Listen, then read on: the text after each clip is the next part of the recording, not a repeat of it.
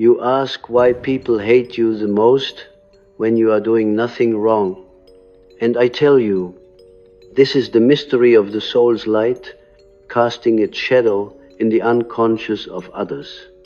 Hatred that arises without cause is rarely about you. It is an echo of something much deeper, something that lives in the collective shadow.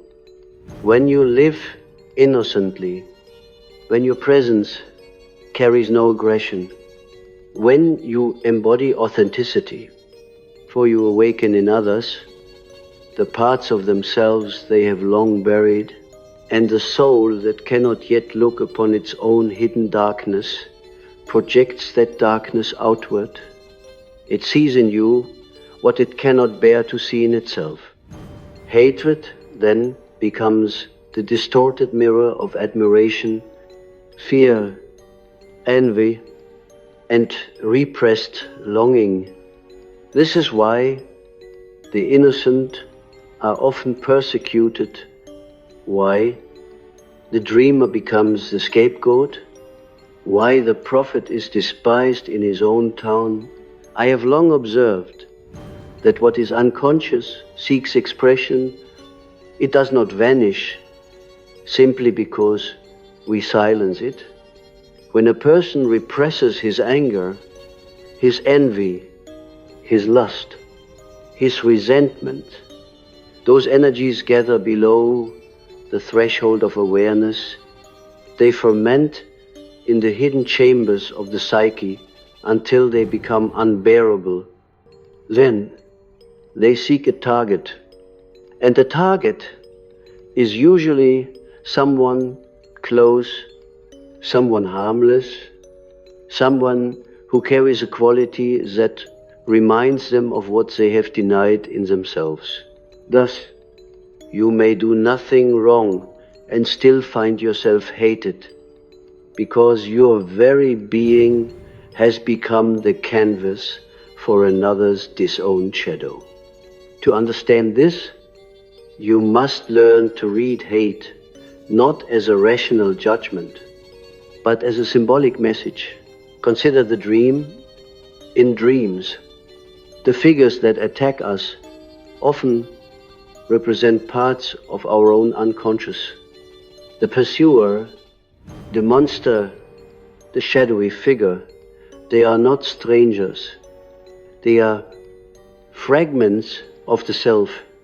Hatred in waking life follows the same law. The one who hates you is dreaming while awake, and you have become a dream figure upon which they cast their own unacknowledged impulses. To the degree that they cannot accept their own shadow, they must despise you, for you have become its living reflection. This is why saints are hated, why the purest souls are crucified. It is not their deeds that bring them enemies, but the unbearable transparency of their light. When you are doing nothing wrong, you live closer to your essence. You are not disguising yourself with elaborate masks. And this lack of disguise can be intolerable to those who live bound to their persona. The persona is the mask one wears to meet society's expectations. It is the polished surface, the agreeable facade. Most people cling to it for survival. They cannot imagine showing their raw humanity, for the risk of rejection feels like death itself. When you do not live according to the mask, you awaken a great anxiety in others.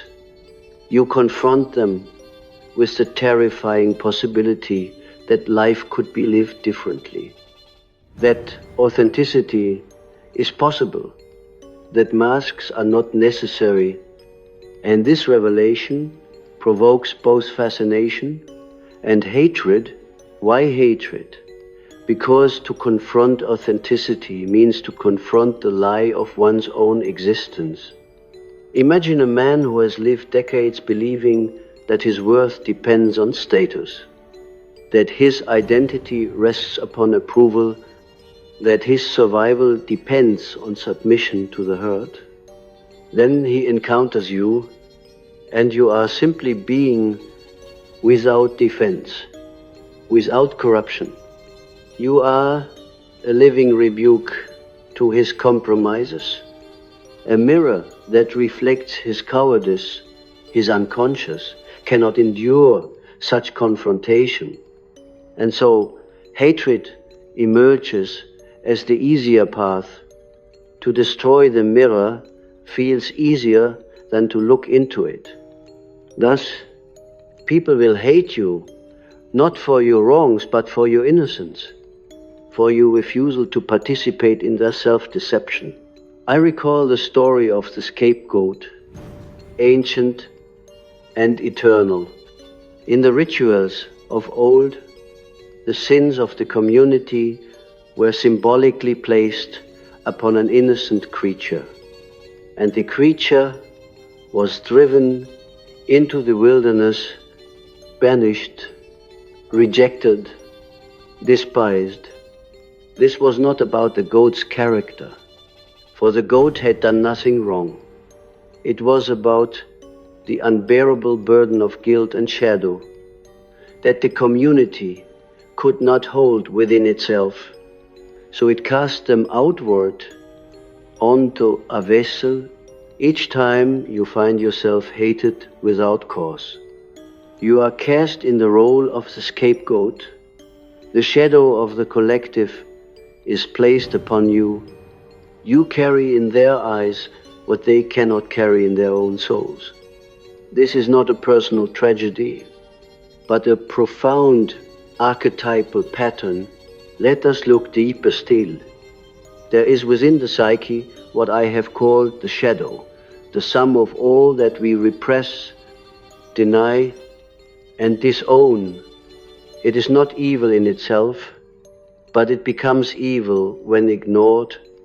The shadow contains aggression, lust, envy, fear, laziness, but also vitality, imagination, courage, and freedom.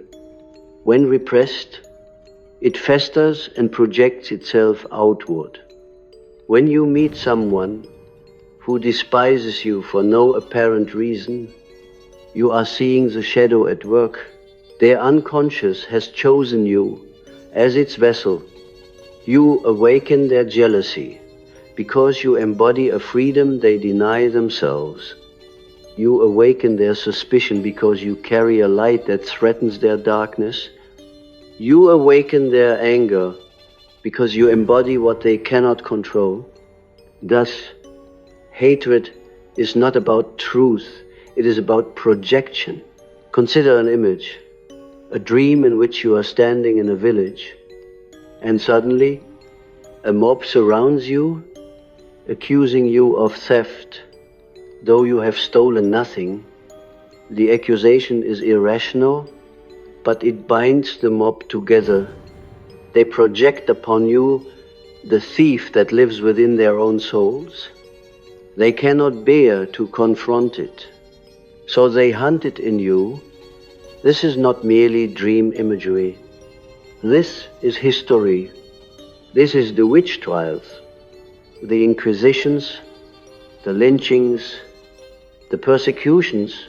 Always the innocent, the eccentric, the healer, the visionary are accused of crimes they never committed.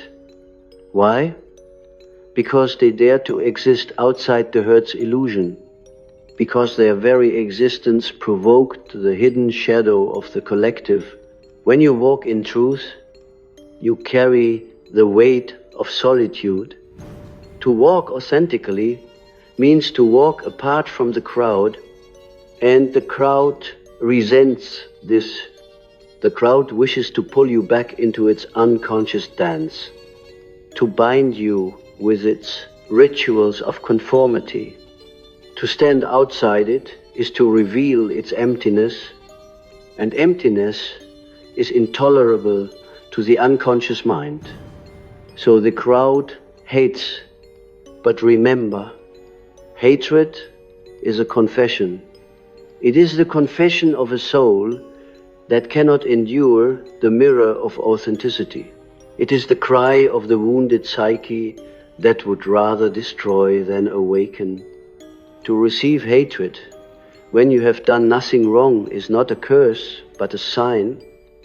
It means you have become a mirror, and mirrors are feared.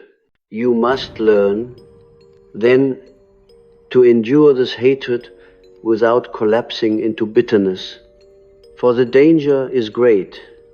If you internalize the projections of others, you begin to believe you are indeed guilty. This is the wound of the scapegoat, to carry the shadow of the tribe until you no longer distinguish it from your own soul. Many sensitive souls are destroyed in this way. They believe the hatred must reflect some secret flaw within themselves. They mistake projection for revelation. Do not make this error. Hatred without cause is never about you. It is about the shadow. To endure it, you must anchor yourself in self-knowledge. You must know your shadow so well that the projections of others cannot confuse you when you have befriended your own darkness. The darkness of others cannot seduce you into guilt, but there is another mystery. Hatred often comes not only when you do nothing wrong, but precisely when you shine with goodness. Have you noticed how joy provokes envy? How generosity awakens suspicion? How beauty arouses resentment? The psyche, trapped in its wounded state, cannot tolerate the reminder of what it has lost. When you shine, you awaken in others the memory of their own lost radiance. They remember unconsciously that once they too were whole, luminous, unafraid, but because they cannot yet reclaim that light, they turn against the one who carries it. In myth, this is why the gods are jealous of mortals who dare to rise too high, why the brothers of Joseph cast him into the pit, why Cain slays Abel. The innocent provoke hatred precisely because their light reminds others of their darkness. So I say to you, do not be surprised when you are hated for nothing. It is the most ancient pattern of the psyche. It is written in myth, in ritual, in dream, in history. You are hated because you have become the mirror of unconsciousness. You are hated because your light exposes shadow. You are hated because your innocence unsettles corruption. You are hated because your freedom provokes envy. And yet, this hatred is not the final judgment. It is an initiation. To endure it without collapsing is to step deeper into individuation, to walk the lonely road of authenticity. You cannot please the crowd and remain true to the soul. You must choose, and if you choose truth, hatred will accompany you like a shadow at noon. Let me tell you a dream. A young man once dreamt that he was walking in a marketplace and all the vendors turned their faces toward him, spitting curses. Though he had bought nothing and stolen nothing, he awoke disturbed, unable to understand, but I explained. The dream was not about external enemies, but about the confrontation with the collective unconscious. The marketplace was the world of masks.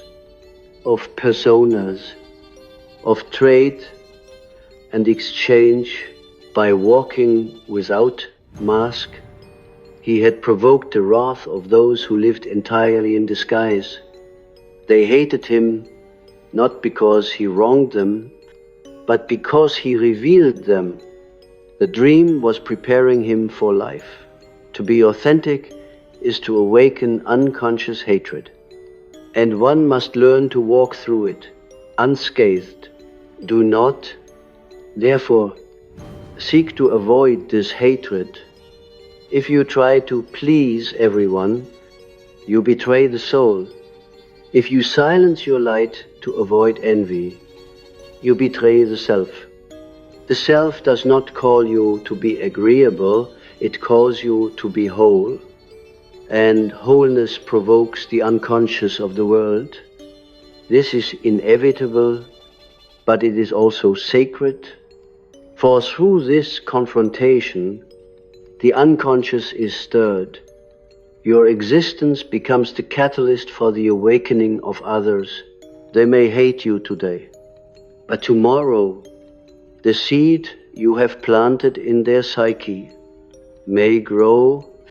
Hatred is sometimes the first reaction to truth. To resist truth is easier than to accept it, but in time, the seed remains, and hatred may transform into awakening. Thus, even the hatred you endure is not in vain.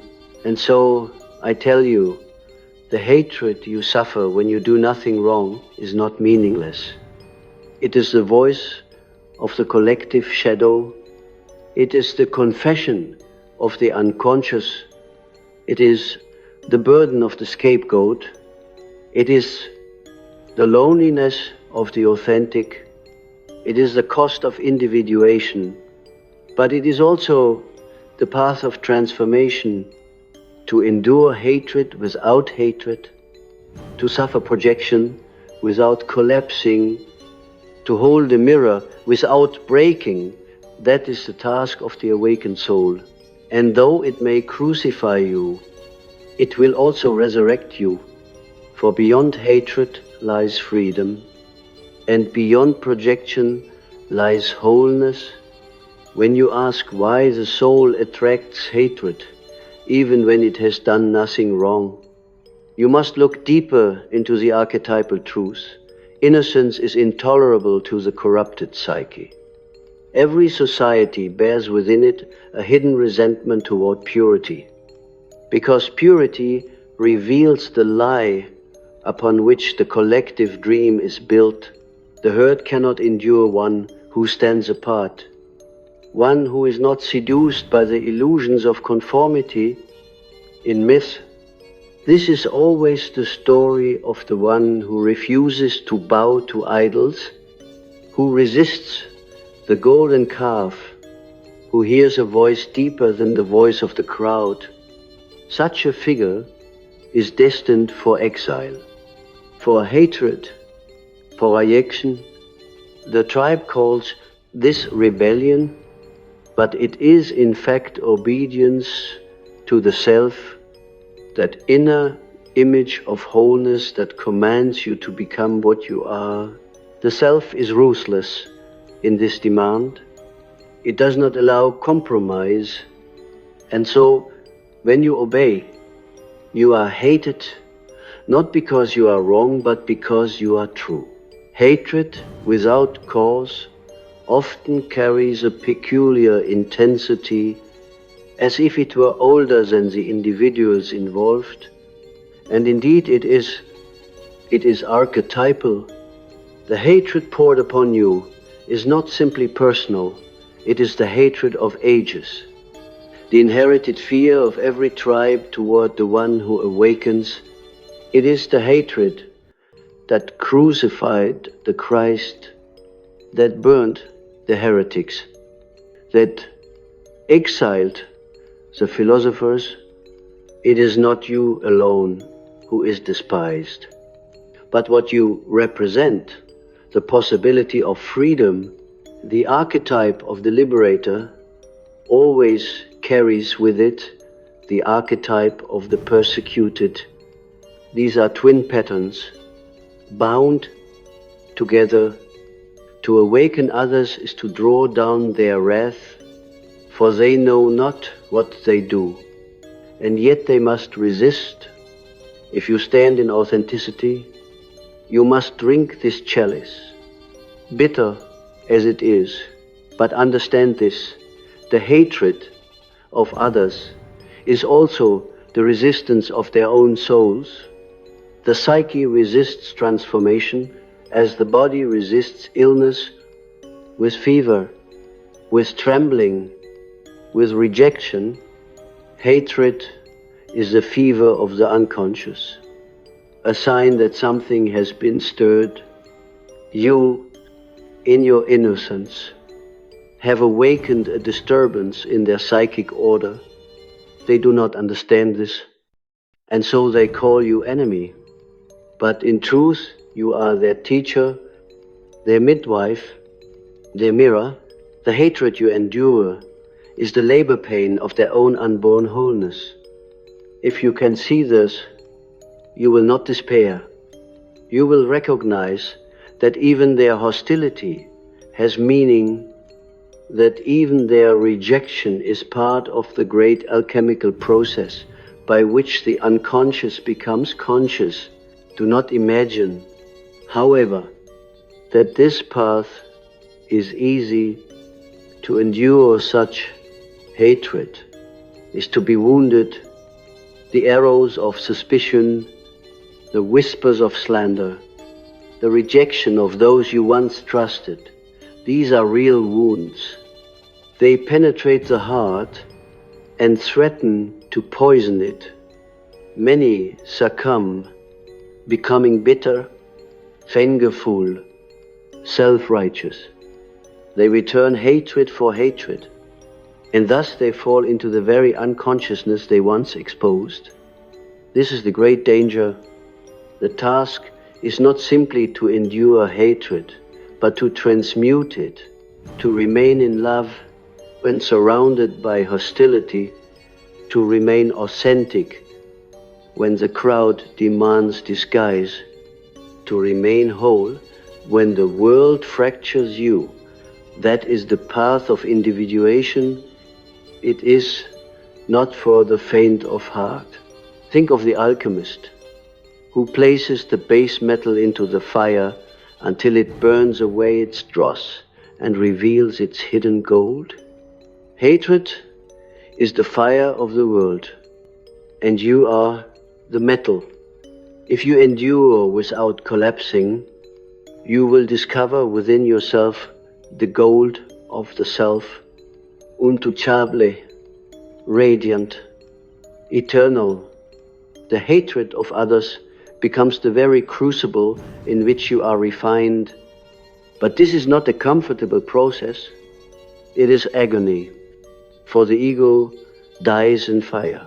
Yet it is necessary, for only through this trial does the ego yield to the greater wholeness of the self. Thus, when you are hated without cause, remember, this too is initiation. Dreams often reveal this drama. I once heard the dream of a woman who saw herself carrying a lantern through a dark forest. As she walked, creatures gathered, snarling, spitting, throwing stones. Though she did not harm them, she asked me what it meant. I told her, the lantern is your consciousness, the light you carry into the dark. The forest is the collective unconscious, full of shadows, full of fears. The creatures are not strangers, but parts of humanity's psyche, terrified of light. They hate you because you carry the lantern. Yet the dream does not tell you to extinguish it. It tells you to walk on, to endure, to let the hatred be what it is, while you continue to carry the light. In this way, the dream is a preparation for life. The brighter your consciousness, the more the shadows will rage. But the lantern is not for them alone, it is for you. And for those who will one day follow, do not forget that hatred often conceals unconscious admiration. The one who despises you is often the one who secretly longs to be like you. But because this longing threatens their ego, they cannot admit it. So it twists into envy, and envy into hostility. If you look carefully, you will see that behind hatred often lies a wounded love. The soul recognizes in you something it has lost, and it both desires and resents it. This is why hatred is often obsessive, why the hater cannot look away. They circle you, watching, condemning, yet unable to release you from their attention. They are bound to you, because you embody what their soul desires, even if their conscious mind denies it. And so, paradoxically, hatred reveals intimacy. The one who hates you knows you in a way even friends may not. They have projected into you a part of their own soul, and in this projection they are bound. If you see this, you may begin to carry their hatred differently. Instead of receiving it as poison, you may hold it as a symbol. It tells you what they have lost, what they fear, what they deny. It is not about you, though it wounds you. It is about their own unfinished journey. If you can bear this without arrogance, you become a kind of healer, though perhaps they will never thank you. For the healer is often despised before he is recognized. The medicine tastes bitter before it heals. The presence of authenticity tastes bitter to the unconscious, but in time it may awaken. This is why I say, even the hatred you receive has meaning. Do not waste it in resentment. Let it teach you.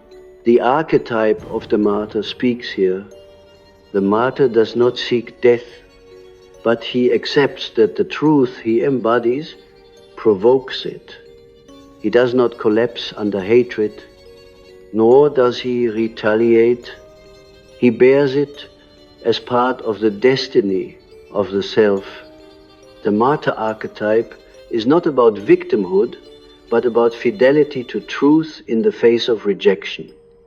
When you are hated without cause, you are invited into this archetype. You are asked, will you betray your soul to please the crowd? Or will you bear the cross of rejection to remain whole? This is the choice. Each soul must make it, and in making it, the soul becomes what it is meant to be. Individuation always passes through the fire of hatred. There is no other way. Consider again the paradox. The more you become yourself, the more others resist you. This is the cost of authenticity. But also consider this. The more you endure, the more you awaken. Hatred can refine your vision. It strips away illusions of belonging. It forces you to find strength in the self rather than in the approval of the tribe.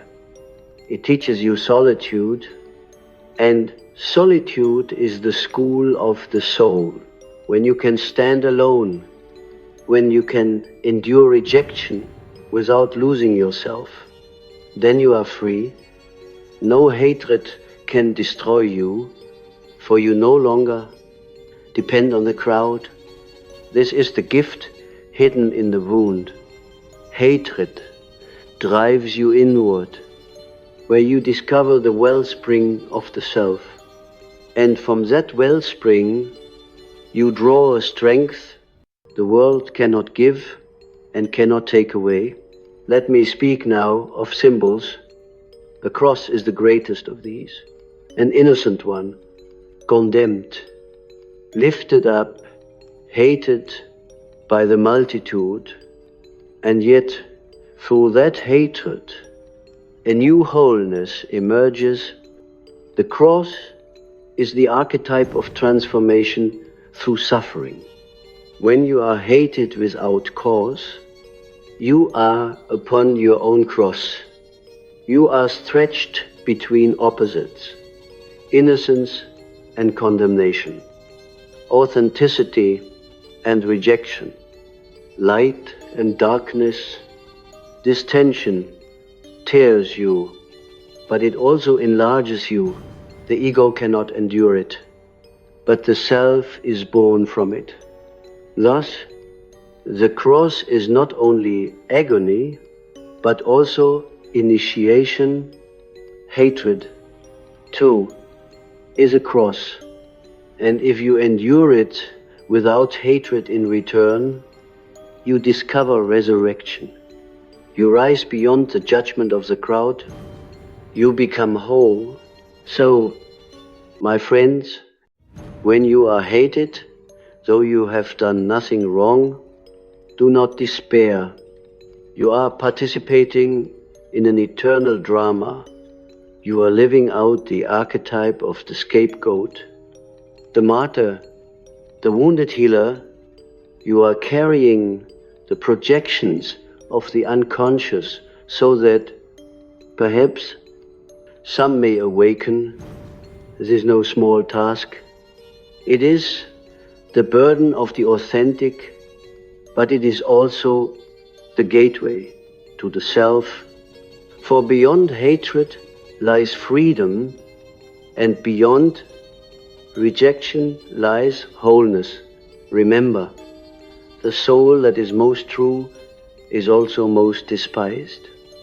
And yet it is precisely the soul that transforms the world. It is important to recognize that hatred without cause is a psychic law, as natural as the law of gravity, though invisible to the untrained eye. When light shines into darkness, the shadows do not simply vanish, they rage, they resist, they twist into new shapes. In you, the light of authenticity stirs the unconscious of those around you, and they experience this stirring as a threat. They do not know why they feel uneasy in your presence. They cannot articulate it, and so the mind seizes upon convenient rationalizations.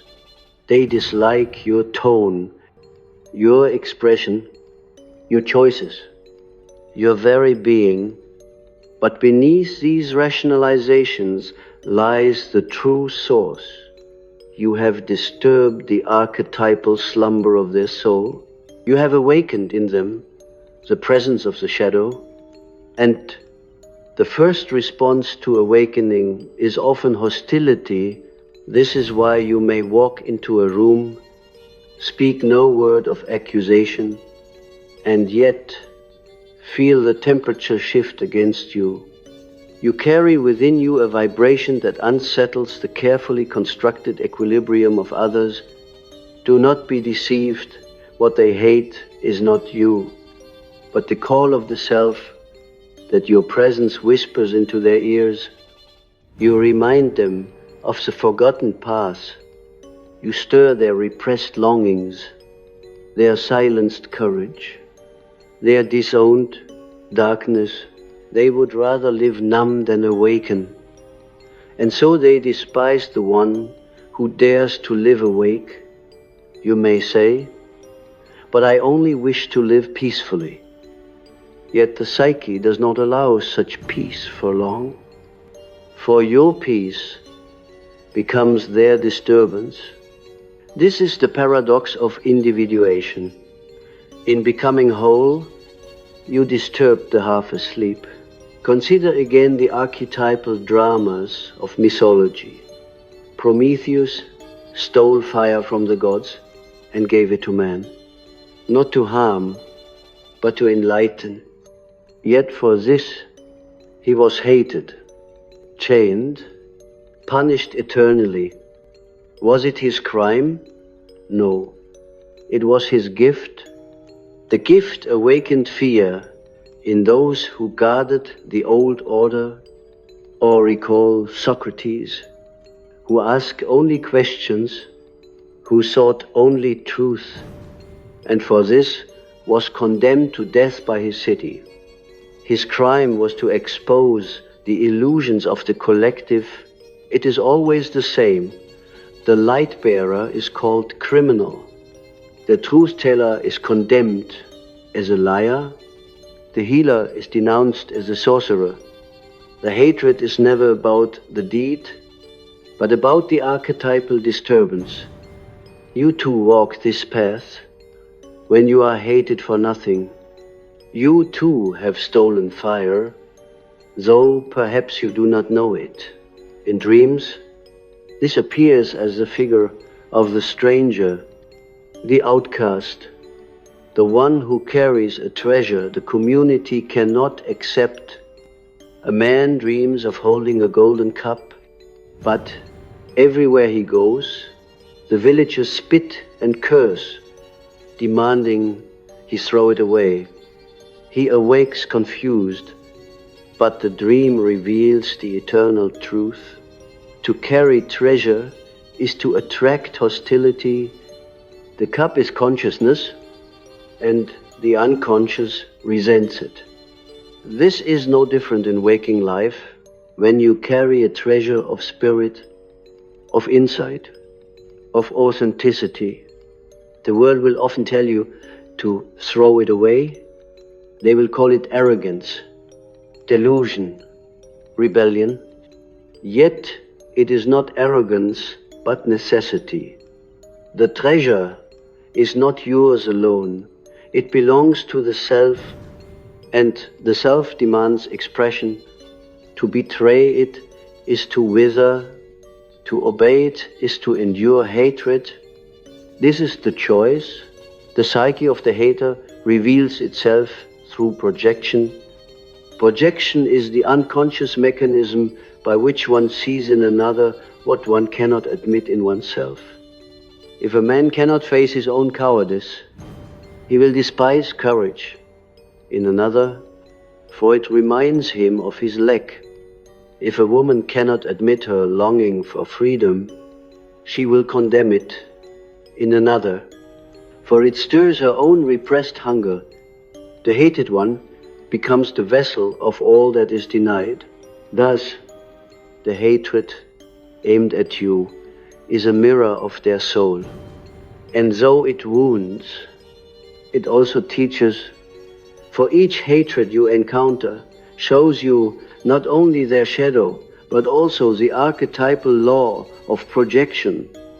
If you learn to see this, you are no longer enslaved by their judgment. You see through it. You recognize that their hatred is about them, not you. And in that recognition, you become free. But freedom is never won cheaply. The ego longs for belonging, for approval, for love. To be hated is to be exiled, and exile feels like death. The child within you cries out, "What have I done? Why do they not love me?" And the temptation is great to betray your authenticity in order to regain approval. But to do so is to remain enslaved to the collective. The path of individuation requires that you bear the exile. You must be willing to walk alone, to endure misunderstanding, to carry the wound of rejection. Only then can you discover that beyond the crowd there is a deeper belonging, a belonging to the self, to the eternal pattern, to the archetypal truth that transcends approval. This is the secret strength of the authentic, though hated by the many. They are rooted in the one. The hatred of others thus becomes the furnace of transformation. Each rejection forces you to turn inward, to find within yourself the source of worth. Each accusation strips away illusion until only essence remains, and in that essence you discover the eternal. The self is not touched by hatred. It does not collapse under accusation. It does not depend on approval. It is whole in itself. To discover this is to be liberated. But liberation comes only through fire. Hatred is that fire. And so, paradoxically, those who despise you become your initiators. They drive you into the depths of your own soul, where you find the treasure no one can take. This is why the mystics have always spoken of enemies as hidden teachers. They wound us, and through the wound we awaken. They reject us, and through exile we find our true home. They accuse us, and through injustice we discover the self beyond all accusation. It is not easy, but it is true. The soul grows not in comfort, but in confrontation. Hatred without cause is a confrontation with the archetypal shadow of the collective. It strips you of illusions and forces you into authenticity. If you can bear it, you will grow into wholeness. But beware, to endure hatred without cause requires vigilance against your own shadow. For when you are hated unjustly, the temptation is strong to despise in return, to project your own darkness outward, to become what you condemn. Then you fall into the same unconsciousness as those who hate you. You must resist this. You must hold your shadow consciously. Acknowledge your anger, your hurt, your desire for revenge, but do not be possessed by them. Integrate them and let them become strength. The hatred of others awakens your own shadow. This too is part of the initiation. To endure hatred is to meet your own darkness as well as theirs. If you can integrate both, you move toward wholeness. I once knew a man who dreamed that he was chained in a dungeon, surrounded by jeering faces, all condemning him. Though he knew he was innocent, at first he despaired. But then he saw that the faces were masks, and behind each mask was his own reflection. The dream revealed that the hatred of others was inseparable from his own unintegrated shadow. He was both the innocent prisoner and the condemning mob. To endure hatred without collapsing, he had to recognize that even his enemies mirrored him. The dream taught him compassion, for he saw that their hatred was his own denied part. This is the deepest truth. The outer hatred you face is inseparable from the inner shadow you carry. To endure it is to integrate both. And so, my friends, when you are hated, though you have done nothing wrong, see it as a summons. You are being called into deeper self-knowledge. You are being asked to carry the archetypal role of the scapegoat, the truth teller, the light bearer. You are being initiated into solitude, into authenticity. into wholeness. It is not easy, it is not glamorous, but it is necessary, for only those who endure the hatred of the unconscious can truly awaken, and in awakening, they become beacons for others, whether the others know it or not. Even hatred serves the self.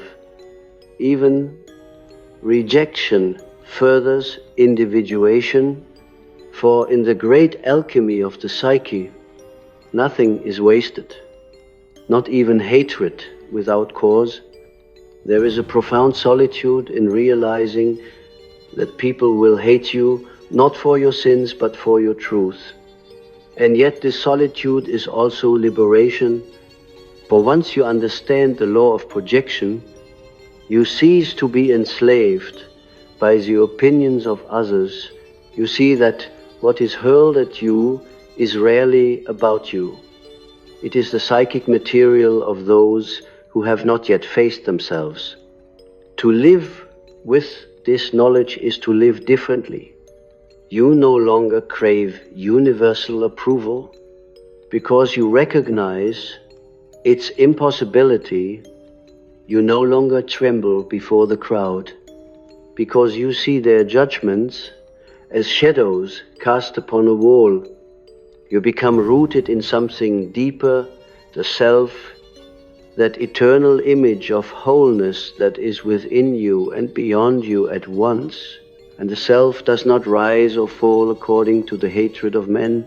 Hatred without cause is in its essence a revelation of the archetypal drama of light and darkness.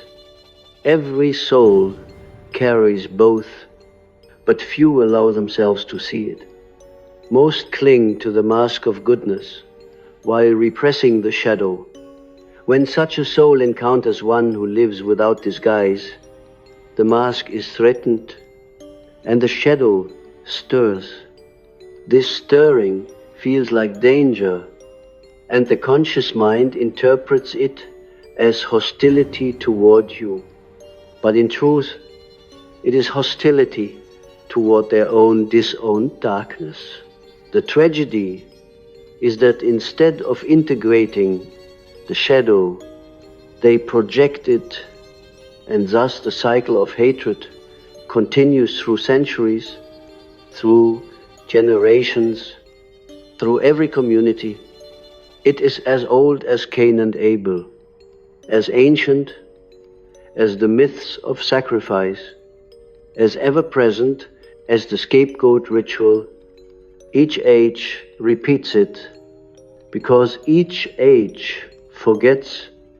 The one who dares to remember is always cast out, and yet, if you can bear it, you will find that this very rejection is a doorway, for in exile you discover who you truly are.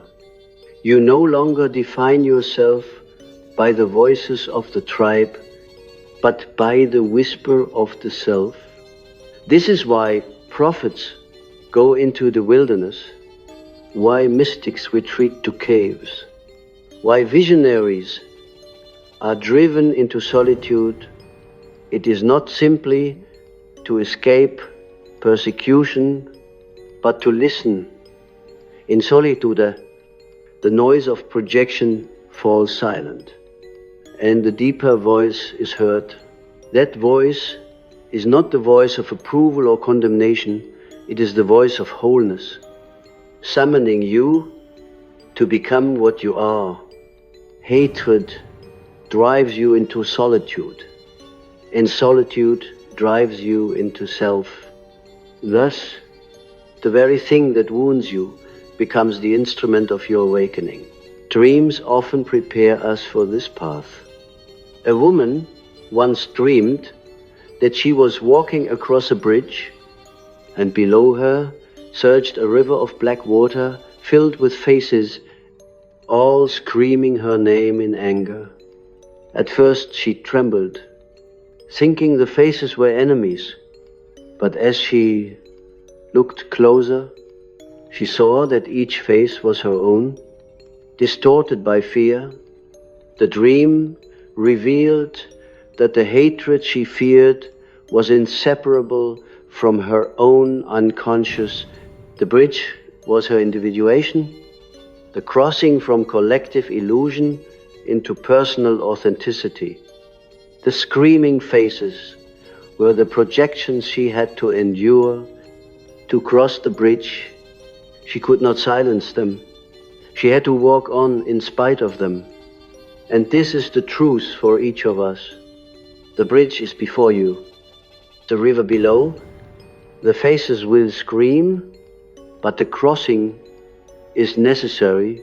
What then shall you do when you are hated without cause? First, do not be surprised. Expect it, for it is inevitable. Second, do not internalize it. Do not allow the projections of others to define your soul. Their hatred is about them, not you. Third, use it. Let it drive you inward. Let it teach you solitude. Let it refine your authenticity. Hatred is not the end of your path, but the beginning. It is the fire that burns away illusion. If you can endure it without becoming bitter, you will grow into freedom, and freedom is the rarest of all treasures. Do not mistake me. I do not glorify suffering. Hatred wounds, and the wound is real, but the psyche is alchemical. It transforms poison into medicine, shadow into light, hatred into wholeness. If you endure it consciously, if you resist, if you collapse into despair or retaliation, you are consumed. But if you hold the tension, if you remain faithful to yourself, then the hatred becomes fuel. It strengthens you, it teaches you, it enlarges you. This is why the mystics say, love your enemies, not because their actions are just, but because their hatred is the very material by which your soul is refined. To love your enemies is to recognize that even their hostility serves your wholeness. It is to transform the wound into wisdom. There is an image that has haunted me. The alchemical vessel, sealed, containing opposites in violent conflict. Fire rages within it. Pressure builds, and it seems the vessel will shatter. But if it holds, transformation occurs. Gold emerges from base matter. The soul is like this vessel. When you are hated without cause, you are sealed within a conflict of opposites, innocence and accusation, authenticity and rejection, light and darkness. It is unbearable, and yet if you hold it, if you do not shatter, something is born. This something is not the ego, but the self. It is a new wholeness, indestructible, radiant. Hatred becomes the fire of transformation. Do not flee it. Hold it. Let it do its work. At last, let us return to the mystery with which we began. Why people hate you most when you are doing nothing wrong. It is because innocence reveals guilt. Authenticity exposes masks. Freedom threatens chains. You are hated not because you have wronged them, but because you remind them of what they fear within themselves. You awaken their shadow, you disturb their sleep, and they call this disturbance evil. But it is not evil, it is the first stirring of awakening. Hatred is often the first cry of a soul confronted with truth. In time, if they are brave, the hatred may turn to curiosity, and curiosity to longing, and longing to transformation. You may never see it, you may hate it, but the seed will remain, and the seed is enough, so take courage. If you are hated, though, you have done nothing wrong. You are not cursed, you are chosen.